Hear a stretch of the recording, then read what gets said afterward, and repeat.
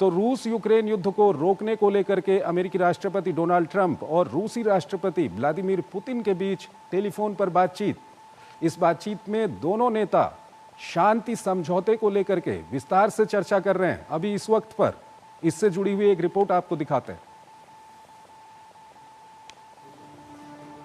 पिछले 3 साल से संघर्ष की भेंट चढ़ती जिंदगियों को बचाने के लिए अमेरिकी राष्ट्रपति डोनाल्ड ट्रंप की ओर से भरसक प्रयास जारी है। यूक्रेन की तरफ से मिली सहमति के बाद मंगलवार को ट्रंप ने अपने रूसी समकक्ष से फोन पर 30 दिन के संघर्ष विराम के प्रस्ताव पर चर्चा की।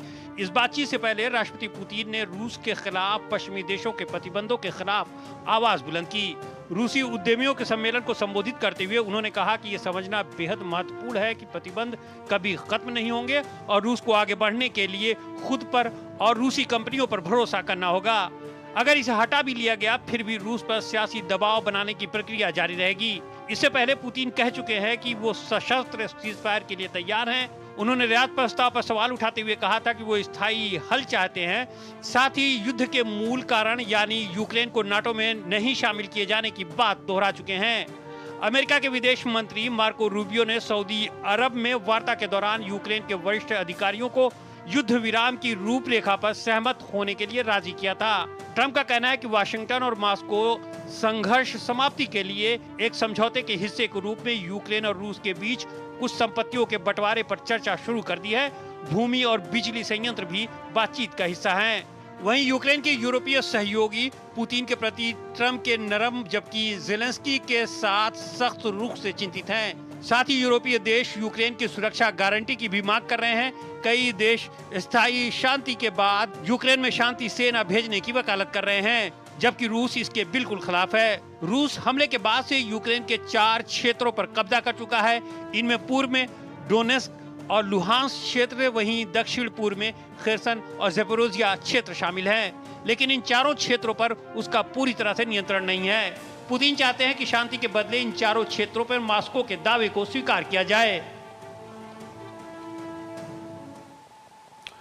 अंशु जोशी हमारे साथ जुड़ रही हैं, विदेशी मामलों की जानकार हैं, उनसे हम बातचीत करेंगे इस बारे में। और इस वक्त की एक बड़ी खबर ये आ रही है कि बातचीत जो अमेरिकी राष्ट्रपति डोनाल्ड ट्रंप और रूस के राष्ट्रपति व्लादिमीर पुतिन के बीच बातचीत चल रही थी, रूसी समाचार एजेंसी तास की ओर से ये खबर आ रही है कि ये बातचीत खत्म हो गई है।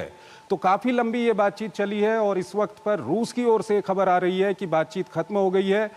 रूसी समाचार एजेंसी तास की ओर से ये खबर आ रही है कि बातचीत खत्म हो गई है। अंशु जोशी हमारे साथ जुड़ी हुई हैं, विदेशी मामलों की जानकार हैं। अंशु जी, अभी ये बातचीत खत्म हो गई है और काफ़ी इस बातचीत का इंतजार किया जा रहा था। क्या कुछ आपकी पहली प्रतिक्रिया है इस पर?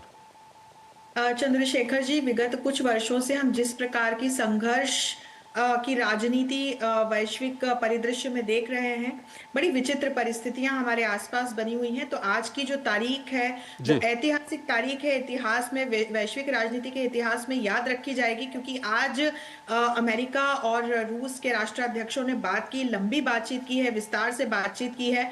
और हमने रियाद से ही दोनों ही जो ये प्रधान है ट्रंप और पुतिन के बीच में हमने एक बर्फ पिघलते हुए देखी। दोनों ही चाह रहे हैं कि रशिया और यूक्रेन के बीच जो युद्ध विगत लगभग 3 वर्षों से जो चला आ रहा युद्ध है उसको अब एक समाप्ति की ओर ले जाया जाए। तो सीज फायर को लेकर के ये बात हो रही है और निश्चित तौर पर हर एक की अपनी शर्त है। ट्रंप कुछ शर्तों के साथ बात कर रहे हैं, पुतिन की अपनी शर्तें हैं। और वहां यदि आप जेलेंस्की को देखें तो वो अड़े हुए हैं, वो तो अभी शांति की ओर या युद्ध की समाप्ति की ओर बढ़ना ही नहीं चाह रहे हैं।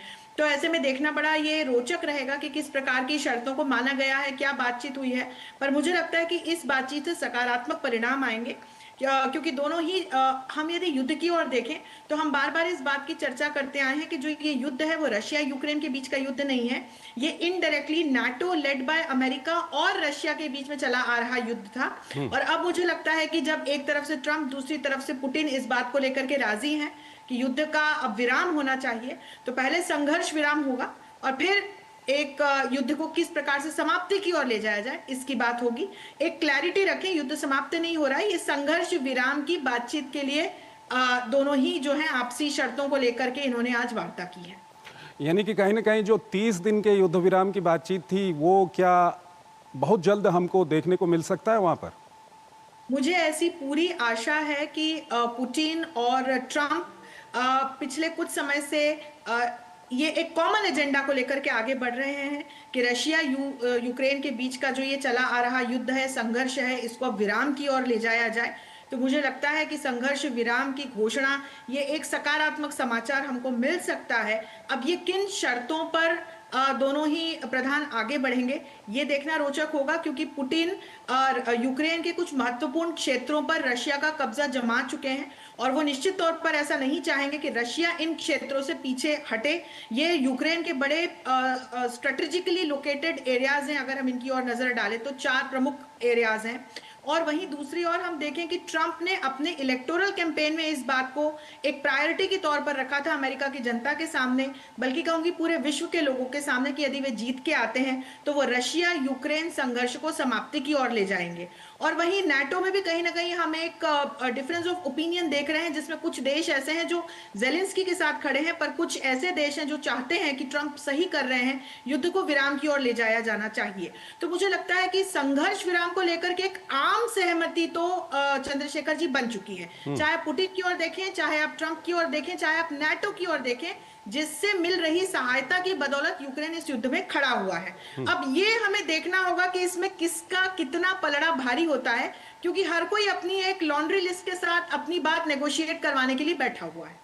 अंशु जी, 2-3 फैक्टर ऐसे हैं जिसमें एक पहला फैक्टर ये है कि कुर्स्क का जो इलाका था जहां पर यूक्रेन ने कब्जा किया था, और आज दिन में रूसी डिफेंस मिनिस्ट्री की ओर से ये खबर आई थी कि कुर्स्क का जो इलाका है वो तकरीबन पूरा का पूरा खाली करवा लिया गया है।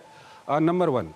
नंबर 2, जो व्लादिमीर पुतिन ने अभी बेलारूस के अपने समकक्ष के साथ एक प्रेस कॉन्फ्रेंस की थी लुकाशेंको के साथ, वहाँ पर उन्होंने कहा था कि अगर युद्ध विराम होता है तो कौन उसको मॉनिटर करेगा। तो इस तरह के जो सवालात हैं, आपको क्या लगता है इसका हल जल्द से जल्द निकल जाएगा अभी? मुझे लगता है इसीलिए मैंने कहा कि एक फेज वाइज मैनर में अब ये देश आगे बढ़ेंगे।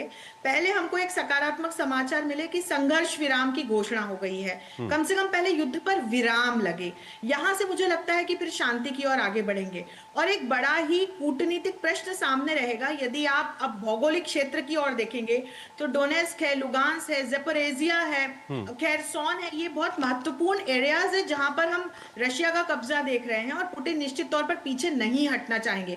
अच्छा, पुतिन की एक और बहुत महत्वपूर्ण शर्त यह है कि वो इसी शर्त पर युद्ध को समाप्त करने के लिए राजी होंगे कि नाटो इस बात का वादा करे कि वो यूक्रेन को सदस्यता नहीं देगा और यूक्रेन भी अपनी जगह न्यूट्रल देश के रूप में खड़ा रहे, क्योंकि यहीं से युद्ध शुरू हुआ था। बार बार पुतिन ने जेलेंस्की से कहा कि वे नाटो की सदस्यता के लिए अप्लाई नहीं करें। इसके मायने ये होते कि नाटो या अमेरिका रशिया के दरवाजे पर आकर के खड़े हो जाते, और यही कारण था कि फिर पुतिन ने यूक्रेन पर आक्रमण का मन भी बनाया और फिर घोषणा भी की, और अब ये इतने सालों से हम युद्ध को चलता हुआ देख रहे हैं। वहीं जेलेंस्की हार चुके हैं, पर वे एक हारे हुए हीरो के रूप में लोगों के सामने नहीं आना चाहते हैं, तो उनकी भी अपनी एक शर्तें हैं। वो ये चाहते हैं कि उनको एक युद्ध के हीरो का दर्जा दिया जाए, कम से कम यूक्रेन की जनता के सामने तो वो इसी तरह से अपने आप को प्रस्तुत कर रहे हैं। और वहीं ट्रंप ये चाह रहे हैं कि जो पैसा, जिस प्रकार की सहायता वो नाटो के माध्यम से और दूसरे देश भी यूक्रेन को देते हैं। अंतिम सवाल आपके सामने रख रहे हैं अंशु जी, संक्षेप में बताइएगा कि अगर ये वहां पर संघर्ष विराम के लिए राजी हो जाता है रूस, और साथ ही साथ ये युद्ध आने वाले दिनों में अगर खत्म होता है, तो दुनिया को कितना बड़ा फायदा होगा इसका? चंद्रशेखर जी, विगत 3 वर्षों में हमने देखा कि इस युद्ध की वजह से कितने बड़े पैमाने पर आर्थिक और राजनीतिक संकटों को विश्व के अलग अलग देशों को झेलना पड़ा है। और इसका एक जो आप विस्तार देखें तो एशिया तक आया है। और आर्थिक यदि आप चुनौतियों की बात करें तो आप आज यूरोप के बड़े बड़े देशों को देखिए, जर्मनी जैसे देश को इकोनॉमिक क्राइसिस झेलना पड़ा क्योंकि वो नाटो के माध्यम से लगातार यूक्रेन को सहायता पहुंचा रहा था। तो लोगों को राहत मिलेगी, एक वैश्विक मानवीय सुरक्षा और शांति बहाल होगी। ठीक है अंशु जी, दर्शकों को हम जरा जानकारी देना चाहेंगे कि दोनों नेताओं के बीच बातचीत हो गई है और ये बताया जा रहा है कि करीब 90 मिनट तक ये बातचीत चली है और 30 दिन के संघर्ष विराम पर इस बातचीत में चर्चा हुई है। और साथ ही साथ काफ़ी महत्वपूर्ण और काफ़ी सकारात्मक ये बातचीत रही है रूस के राष्ट्रपति व्लादिमीर पुतिन और अमेरिका के राष्ट्रपति डोनाल्ड ट्रंप के बीच में। काफ़ी लंबी ये बातचीत हुई है, 90 मिनट की ये बातचीत हुई है और 30 दिन के संघर्ष विराम को लेकर के इसमें चर्चा हुई है। साथ ही साथ रूस और अमेरिका के संबंधों को किस तरह से आगे सामान्य किया जाए, इसको लेकर भी ये चर्चा हुई है। तो इस वक्त इतनी खबर हमारे पास है और आप हमारे साथ बने रहिए। अंशु जी, एक और खबर है